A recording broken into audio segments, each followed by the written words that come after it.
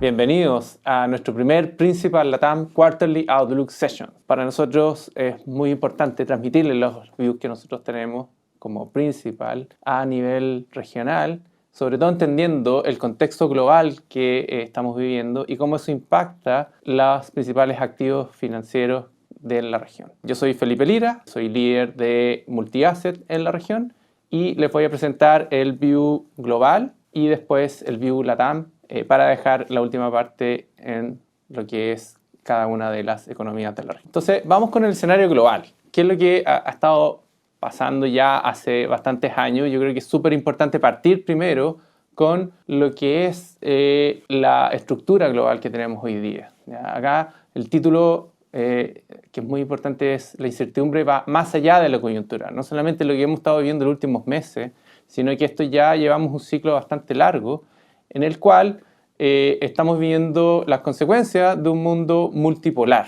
Estábamos acostumbrados a cierto consenso post-Guerra Fría y ese consenso ya hace varios años se terminó y esto tiene muchas consecuencias desde un punto de vista geopolítico. Estados Unidos busca, ¿cierto?, tener un control más sobre las áreas que tiene o puede influir y también sobre rutas comerciales y ciertos commodities, ¿ya? Sobre todo commodities que están muy ligados a las nuevas tecnologías y el caso de la energía también es clave, ¿ya? Entonces de esto ha derivado en varios conflictos.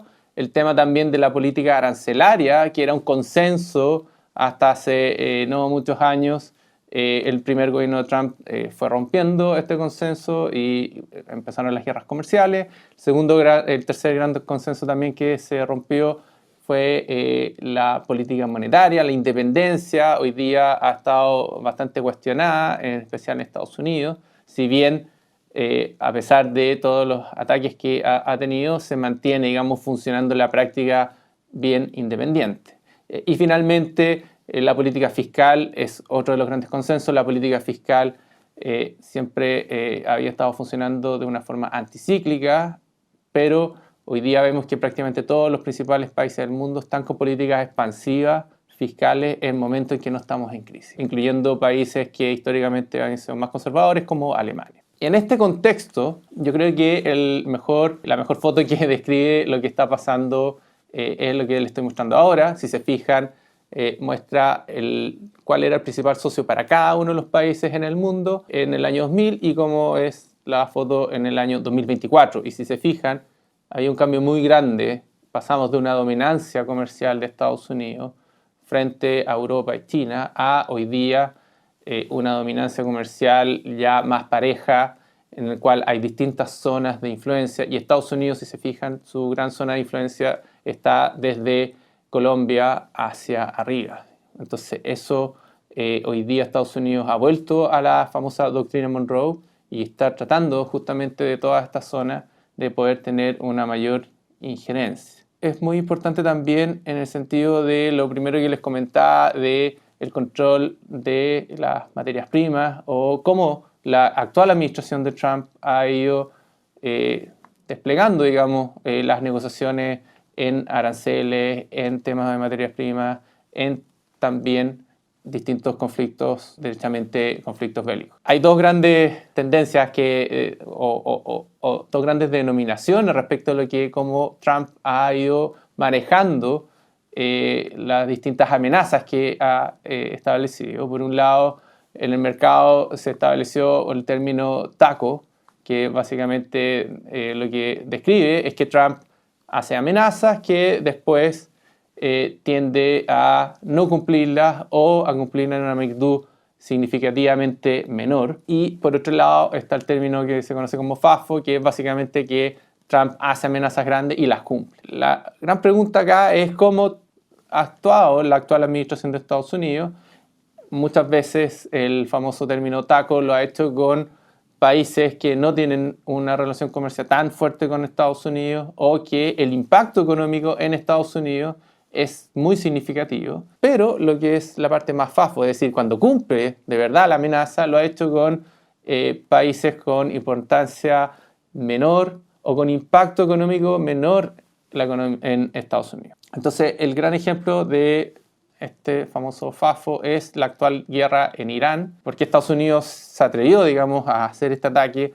Básicamente porque la dependencia del petróleo del Golfo Pérsico hoy día es muy distinta a la que históricamente había tenido Estados Unidos. Y si se fijan en el gráfico de la derecha, Estados Unidos importaba casi 3 millones de barriles diarios desde el Golfo Pérsico a principios de este siglo, y hoy son menos de 500.000 barriles, lo cual es muy distinto para la realidad de China, que pasó de 700, 800.000 barriles a en algún momento incluso sobre 5 millones, hoy día 4.700.000 barriles diarios. Esto básicamente es lo que permite a Estados Unidos asumir de que el impacto económico de la irrupción del petróleo en el Golfo Pérsico para Estados Unidos era menor comparado con otras zonas del mundo. Además, Estados Unidos hoy día, y esto también es consecuencia porque Estados Unidos hoy día es un exportador neto de petróleo, ¿ya? Y eso también es una realidad que ha cambiado mucho con respecto a 20, 30 años atrás. Ahora, la gran pregunta es que este conflicto ¿están cumpliendo o no los objetivos? Es decir, dado de que esto es FAFO y por lo tanto la amenaza de Trump sí se cumple y está dispuesto a mantener el conflicto hasta que supuestamente cumpla los objetivos, pero el problema es que de los 3 grandes objetivos implícitos, si uno analiza cada uno de ellos, en este minuto no se han ido cumpliendo. O sea, primero, el cambio de régimen. Si bien se eliminaron nombres importantes dentro del régimen de la República Islámica de Irán, la estructura sigue prácticamente intacta. A pesar de los ataques a las distintas instituciones e infraestructura del gobierno islámico, en general el dominio sobre la población se mantiene. Segundo, reducir la amenaza bélica de Irán en la región tampoco es algo que se ha ido logrando cumplir, y de hecho si uno compara con el número de misiles y sobre todo drones, ataques de drones que está haciendo Irán a tanto países del Golfo Pérsico como a Israel, ha ido aumentando incluso en las últimas semanas. Y finalmente, y de hecho, bueno, el gran ejemplo es el misil que envió Irán a la isla Diego García, que no solamente señala la capacidad intacta que tiene, sino que además incluso una capacidad de amenazar a países más allá, incluso del Medio Oriente. Y finalmente, el tercer objetivo implícito, que podría haber sido controlar el suministro energético hacia China, justamente con el control que está teniendo Irán sobre el estrecho de Hormuz, ha ocurrido lo contrario. Irán está atacando barcos que justamente no van hacia China o que son más aliados de Estados Unidos, y por tanto el suministro de petróleo hacia China se ha mantenido prácticamente intacto, y por tanto ninguno de estos 3 grandes objetivos que podría haber tenido la administración Trump se han ido cumpliendo. Entonces, en este sentido, la gran pregunta es ¿qué está en precio y quién no está en precio? ¿Qué es lo que está en precio? Es básicamente que este conflicto se mantiene sin una tregua significativa hasta recién el tercer trimestre. Ya las probabilidades ahí empiezan a ser sobre 50% en el mercado de tanto acciones como en el caso del mercado de apuestas. Por lo tanto, si uno dice esto está en el escenario malo, está metido en precios, pareciera que sí. Esto se ha notado en el impacto de las monedas, sobre todo los países importadores de petróleo.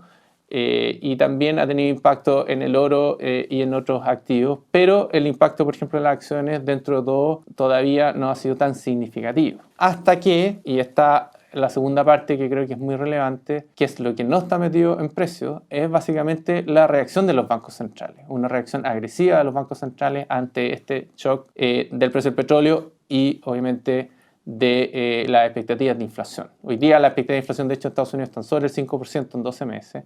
Y eso, obviamente, la última reunión de la Fed ha tomado nota, si bien ha transmitido de que la incertidumbre es alta, pero de a poco el mercado está empezando a asumir de que no solamente no van a haber recorte de tasas, sino que incluso podrían haber alza, no solamente en Estados Unidos, sino en otras economías importantes. Y eso sí haría un cambio en la reacción del precio de los activos, porque hasta hoy las condiciones financieras en general no se habían apretado en forma significativa. Esto yo creo que es muy importante porque uno dice, la gran pregunta era, ok, estamos en la etapa FAFO, ¿cierto? Trump está cumpliendo su amenaza, pero ¿hasta qué punto está dispuesto a aguantar este conflicto? Acá sí hay un costo que es relevante para Estados Unidos.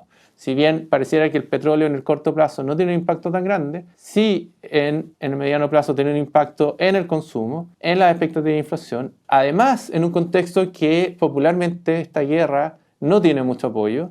Uno compara la aprobación a la guerra en Estados Unidos versus la de Israel, que para Israel sí es un conflicto más existencial, es totalmente distinto. Como ya les comentaba, este tema de la expectativa de inflación está llevando a que los bancos centrales se empiecen a asustar, a que la Fed empiece a dar señales de preocupación, y en ese sentido Trump por primera vez está viendo ya un costo que no está dispuesto a pagar. Y por eso que las señales que él ha dado de tratar de tener ciertas treguas, si bien puntuales relacionados con ataques a infraestructura energética de Irán, esas señales claramente muestran de que llegamos a un punto en que el costo para Trump empieza a ser mayor que los eventuales beneficios que él estaba viendo en esta intervención. Creemos que es relevante, hay que seguir, digamos, atento a cómo sigue evolucionando el conflicto, pero por lo menos desde un punto de vista de mediano a largo plazo, el entender de que ya para Trump esto empieza a tener un trade-off que es muy importante, eso sí permite, digamos, ver un horizonte un poco menos negativo hacia el futuro. Y lo segundo, que creo que es muy relevante, es también no desviar la atención de lo que está pasando respecto a la economía. Las economías hoy día son mucho más resilientes a shocks de energía, sobre todo ligado al petróleo, pero es muy importante entender de que hoy día tenemos dos grandes drivers económicos en el mundo, que es Estados Unidos y China, y ambos están siendo impulsados fuertemente en la parte de inversión ligadas a nuevas tecnologías. Si bien en Estados Unidos el enfoque ha sido más bien por el lado de construcción de data centers, es uno de los grandes motores de la economía de Estados Unidos en estos momentos, por el lado de China es el impulso a su sector exportador, a la inversión ligada al sector exportador, que ha compensado totalmente lo que ha estado cayendo en la parte de residencial. Y esto, para la región como Latinoamérica, es muy importante porque permite mostrar de que la demanda por commodities ligado a las nuevas tecnologías va a seguir, digamos, muy potente en los próximos meses. Les comentaba, las economías son mucho más resilientes hoy día y de hecho las expectativas de crecimiento, si bien todavía es temprano por cómo estar midiendo el impacto del shock del petróleo, en general no se han visto drásticamente afectadas. Entonces el view para la región en este contexto que ya les comentaba, estructuralmente con una incertidumbre que va más allá de la coyuntura, pero además con una coyuntura bastante desafiante. Partíamos nosotros este año con un gran impulso en la región, las perspectivas económicas cada vez venían mejorando más, dado los factores estructurales que ya les mencionaba antes, el desempleo había caído también con fuerza, pero este shock nos pega de forma bastante heterogénea. Acá el impacto en la región depende mucho de cada uno de los países. Tenemos países como Colombia, Brasil, que tienen un balance positivo en términos de exportación del petróleo. El caso de Chile es el otro extremo. En el caso de la economía chilena, la importación de petróleo, la importación neta de petróleo es un 3,4% del PIB. Entonces es un impacto muy negativo para la economía chilena, pero en general para el resto de la economía no tanto, más bien neutral en el caso de México. Y esto se ha visto bien reflejado. Si uno ve el comportamiento de las monedas en lo que va del año, o sea, incluyendo una primera parte que fue positivo, pero después el shock del petróleo durante el mes de marzo, y se ve bastante bien cómo las monedas que han tenido o que siguen teniendo un buen desempeño, como el real brasileño, el peso colombiano, son justamente las ligadas a estos países que son exportadores netos de petróleo, y el caso del peso chileno por el otro lado, digamos, dado su condición de importador neto. Entonces, esto creo que es muy importante para entender bien de que lo que hemos visto hasta ahora y con lo que yo les comentaba antes, que está en precio, es básicamente el efecto directo del shock del petróleo, pero no un efecto indirecto de bancos centrales más agresivos, de condiciones financieras que se empiezan a apretar. Esa parte es lo que todavía está en duda y obviamente puede ser que no llegue a materializarse. Acá, de hecho, justamente va un poco lo que les comentaba. El gráfico a la derecha muestra que en general los bancos centrales de países como México, Chile y Perú habían estado bajando tasas, pero parecían que ya se empezaban a estabilizar ese proceso de baja de tasas. y en el caso de Brasil la esperanza era que iba a comenzar un proceso de recorte. Colombia era el único que iba, digamos, para el otro lado. Pero esto obviamente hace de bancos centrales van a estar más cautos y van a estar atentos a este desarrollo por parte de la guerra de Irán. La buena noticia en la región es que pareciera que va a continuar un giro hacia políticas más pro mercado. Hemos visto ya cambios de gobierno en varios países. El último fue el caso de Chile, y este año es clave lo que ocurra en Colombia, Perú y sobre todo Brasil, ¿ya? Y en general uno empieza a ver las encuestas y sobre todo también lo que está en precio, y hoy día pareciera de que es mucho más probable que hace 3 meses atrás que tengamos también, sobre todo Colombia y Brasil, un cambio de régimen hacia gobiernos que son más favorables a reformas de mercado y que sean más fiscalmente conservadoras. Y esto básicamente porque hay una reacción anti-incumbente muy fuerte en la región, y eso probablemente lo van a seguir aprovechando estos gobiernos más ligados a la derecha política. Entonces, como resumen, es muy importante en la región.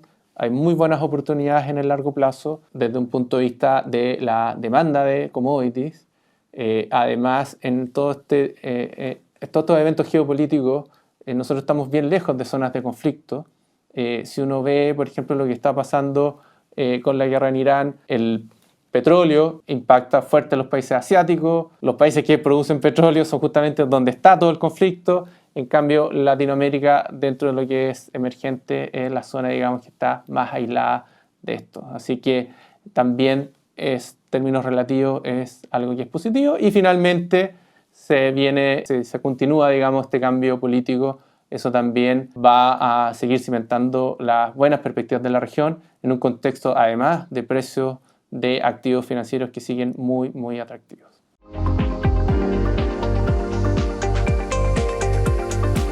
Olá, meu nome é Helder Soares, eu sou membro do Conselho de Administração da Principal Brasil e participante dos comitês de renda variável. Tá? Eu estou aqui para contar um pouco das perspectivas que a gente está vendo para essa classe de ativos na América Latina.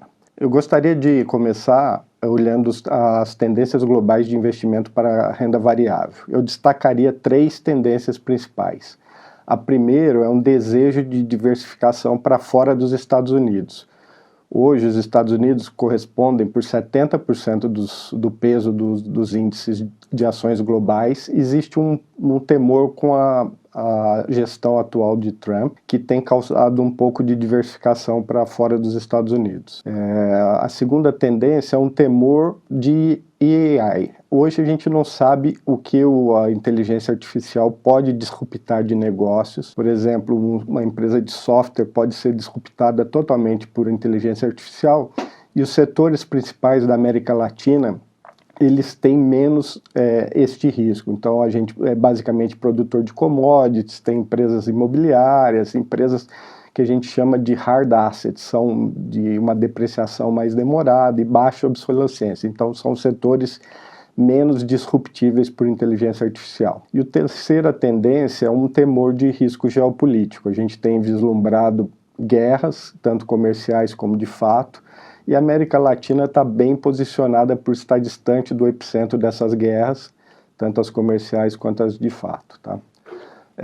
Obviamente, apesar dessas macro tendências favoráveis à América Latina, os dados particulares da própria região é muito importante na performance da classe de ativos, né? Eu destacaria aqui as eleições presidenciais que nós temos no Brasil, Colômbia e Peru, e a negociação do pacto comercial do México com os Estados Unidos e Canadá como as principais idiosincrasias da região e que podem contribuir tanto positivamente quanto negativamente à performance da região. Tá? Eu diria que as tendências são um pouco mais positivas do ponto de vista eleitoral. A gente tem disputas bastante acirradas, tanto no Brasil quanto na Colômbia, mas eu vejo uma certa vantagem para os candidatos de centro-direita nesses países, o que pode impulsionar uma melhora na percepção de risco, tá? No México, a lógica também indicaria a renovação do acordo comercial com os Estados Unidos, que é bastante importante para o México e pode destravar os investimentos lá. Do Brasil, eu diria que ele está relativamente protegido da guerra. A gente não é grande importador de combustível, temos alguma dependência de diesel, mas a balança comercial do Brasil é positiva em relação ao petróleo. Somos autossuficientes em alimentos e o mais importante que a guerra pode trazer é eventualmente um ciclo de corte de taxa de juros menos prolongado, tá? Mas isso a gente vai ver dependendo da duração da guerra e dos efeitos inflacionários que ela pode ter. Em relação ao México, o principal fator, como eu mencionei, é a renovação do acordo comercial. Os investimentos no nearshoring, que é investimentos no México para produzir especialmente para os Estados Unidos, eles se interromperam aí nos últimos 12 meses, a economia se enfraqueceu e a assinatura desse acordo pode trazer novamente uma certa pujança econômica para o México que tem sido abaixo do desejado. Em relação ao Chile, eu diria que o principal risco é um país que é mais exposto à importação de combustível. A gente já viu o Banco Central do Chile reagindo, indicando até possibilidades de alta de taxa de juros. Os aumentos de combustível lá também já tiveram um certo impacto na popularidade do presidente, mas de maneira geral a gente é bastante otimista com a nova administração. Entendemos que eles querem reduzir a burocracia, reduzir impostos. Isso deve ter uma melhora no ambiente de negócios do Chile bastante importante, mais a médio prazo, tá? Em relação à Colômbia, a atual guerra é até benéfica, é um país exportador de petróleo, mas como eu mencionei, nós temos uma eleição presidencial bastante disputada agora em maio. O candidato de esquerda lidera, temos 2 candidatos de centro-direita em segundo lugar, mas nas pesquisas de segundo turno eles têm uma ligeira vantagem em relação ao candidato de esquerda. Isso seria bastante importante, porque o país precisa fazer um ajuste fiscal, com as contas hoje estão um pouco prejudicadas pela questão fiscal. Em relação ao Peru, eu diria que é o país com as melhores variáveis macroeconômicas no momento, o crescimento acima da média, um país que tem várias commodities que têm performado muito bem, além de cobre, metais preciosos como o ouro, prata, então tem se beneficiado desse cenário de maior instabilidade geopolítica. Existe uma eleição presidencial, mas ela é um pouco menos disputada, vamos dizer, os 3 primeiros candidatos são de centro-direita, então devem trazer menos volatilidade para o mercado e, além disso, o Congresso acaba sendo muito mais forte lá no Peru. Então não vislumbramos muita volatilidade política vindo dessa eleição. Obviamente que para a gente falar um pouco das perspectivas de performance, a gente tem que levar em conta o valuation do mercado, a precificação do mercado. Claramente hoje o mercado não se encontra tão barato quanto ele estava no final de 2024. O ano passado a região já teve uma performance muito boa, com uma alta de quase 50% em dólar. Este ano apresenta uma alta de quase 20% em dólar também, então o mercado não está tão barato quanto antigamente, mas ainda está num valuation próximo às médias históricas. O PI da região está na faixa de 11 vezes, que é muito próximo da média histórica de longo prazo da região, enquanto o resto do mundo está um pouco mais caro do que a média histórica. Então, de maneira relativa, a gente continua interessante.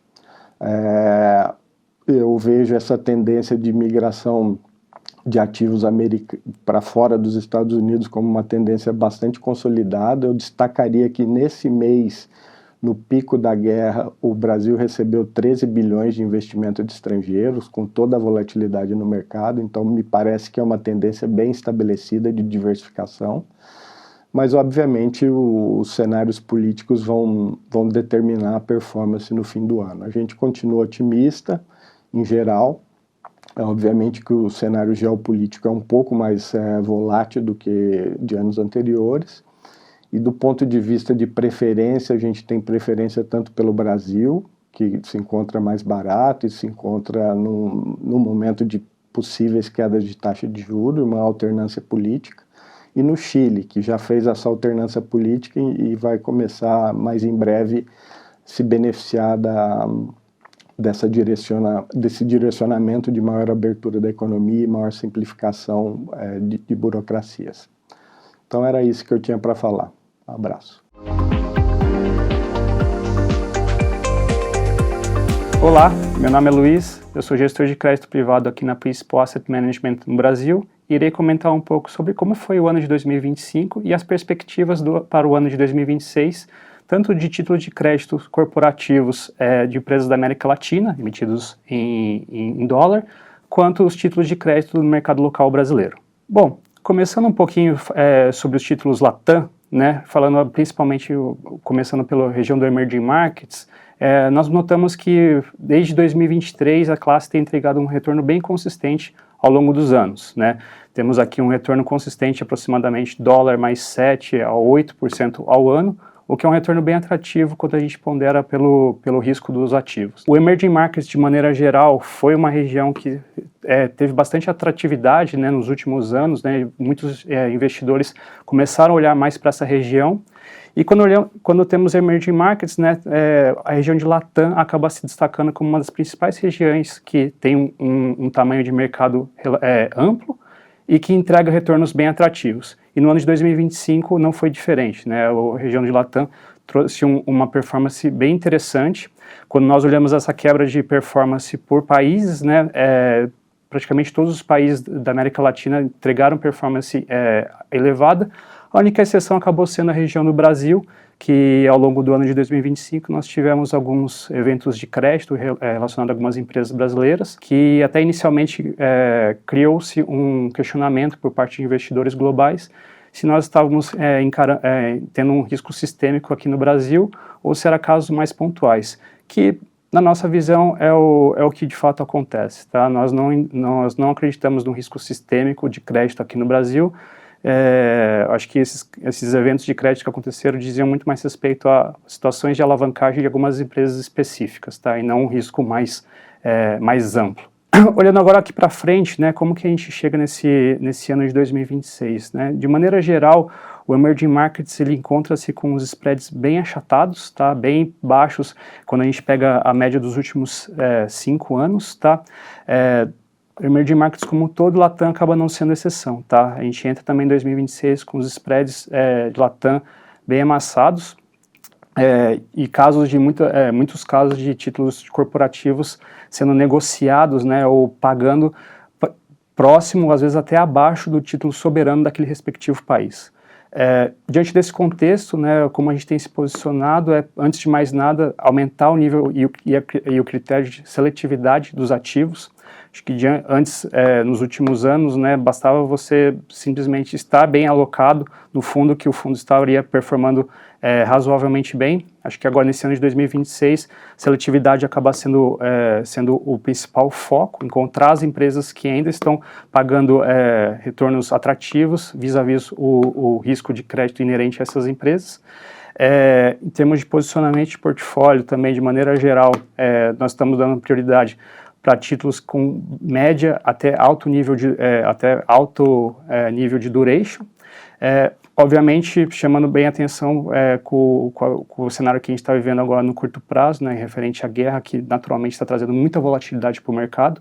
Então, agora no curto prazo, a ideia sim é manter uma postura muito mais cautelosa em termos de alocação e guardar o cenário de normalização, para aí sim tomar uma postura de maior apetite a risco, tá?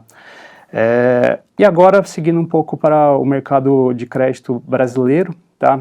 Acho que antes de mais nada é importante destacar a evolução desse mercado ao longo dos últimos anos, né? O mercado de crédito corporativo brasileiro tem sido cada vez mais relevante para como as empresas estão refinanciando suas dívidas, né? Se a gente comparar com esse mercado representava no perfil de financiamento das empresas no passado, né, em 2015, compararmos com como que está sendo agora em 2025, nós percebemos o salto de representatividade. E diante desse cenário, né, os fundos dedicados ao crédito corporativo high grade, né, das grandes empresas brasileiras, têm entregado retornos bem consistentes ao longo dos últimos anos. Independente de cenário de maior taxa de juros, maior inflação, incertezas e volatilidade, essa classe de ativo tem entregue bons números, principalmente quando a gente ajusta ao tipo de risco que o investidor está correndo nesse tipo de classe de ativo. Olhando agora para a perspectiva para 2026, né, o cenário acaba sendo mais ou menos similar. Nós também estamos passando por um momento de os spreads de crédito aqui no Brasil estarem bem achatados. Então, aqui também vale essa máxima de focar muito mais em seletividade e, principalmente, dado ainda todo o contexto macroeconômico que o Brasil se encontra, focar em empresas mais defensivas, empresas com menos nível de alavancagem, até que todo esse cenário de maior dúvidas, maiores incertezas passe. E para finalizar, acho que um questionamento que sempre acontece o que vale mais a pena, né? Comprar um título de crédito corporativo emitido no país ou emitido em dólar e você fazer o hedge para a moeda local, né? Então, esse último gráfico aqui ilustra um pouco disso daí. A gente entende que de tempos em tempos, dependendo das circunstâncias do mercado, cria-se uma possibilidade de arbitragem que o investidor pode usufruir. Às vezes o título local está pagando mais que o título da mesma empresa emitido lá fora e vice-versa. Antes da guerra, né, a gente percebeu que essa arbitragem já estava bem difícil de acontecer, poucas opções de arbitrar esse tipo de investimento, só que agora com a guerra, né, o índice a diferença de remuneração acaba sendo mais relevante, né, então cria-se algumas oportunidades para os investidores usufruírem desse tipo de arbitragem. Bom, é isso que eu tinha por hoje, muito obrigado.